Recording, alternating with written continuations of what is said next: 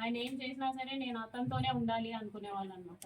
Even తింటున్నా, వాళ్ళ పీపుల్స్తో మాట్లాడినా, స్నానం చేసినా, రెడీ అవుతున్నా నేను అతనితోనే ఉండాలి అని ఒక మరి సాడిజమో ఏమంటారో నాకు తెలీదు, తను అలా కోరుకునేవాడు అనమాట.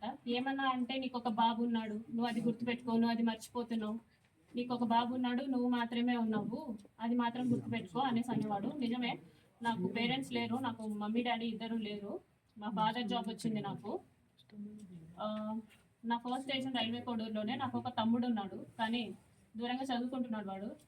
మా హస్బెండ్ వచ్చేసి సాఫ్ట్వేర్, ఆయన దూరంగా ఉంటాడు. నా బాబు నేను మాత్రమే ఉంటాం.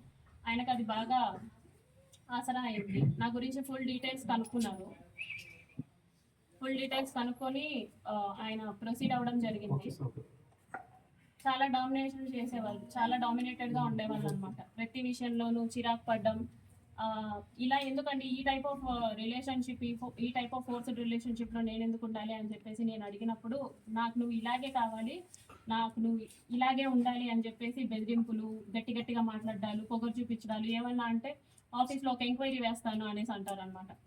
నువ్వేదో తీసుకున్నావు, నువ్వేదో బ్రైక్ చేసావు అని చెప్పేసి వేస్తాను ఎంక్వైరీస్ అనేసి, నాకు ఆ రకంగాను, ప్లస్ నాకు ఫ్యామిలీ లేదు కాబట్టి ఈ రకంగాను నన్ను భయపెట్టడం జరిగింది.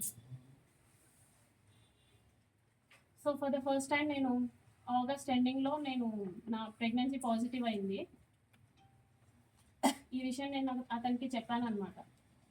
నాకు ఇలా ప్రెగ్నెన్సీ పాజిటివ్ వచ్చింది, ఏం చేయమంటారు అనేసి అన్నాను.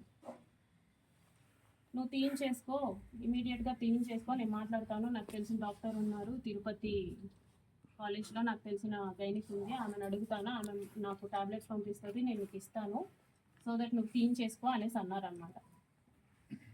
లేదండి నేను తీయించుకోను, నేను ఉంచుకుంటాను అనేసి చెప్పాను. అంటే ఎందుకు ఉంచుకుంటావో, అవసరం లేదు, నువ్వు తీయించేసుకో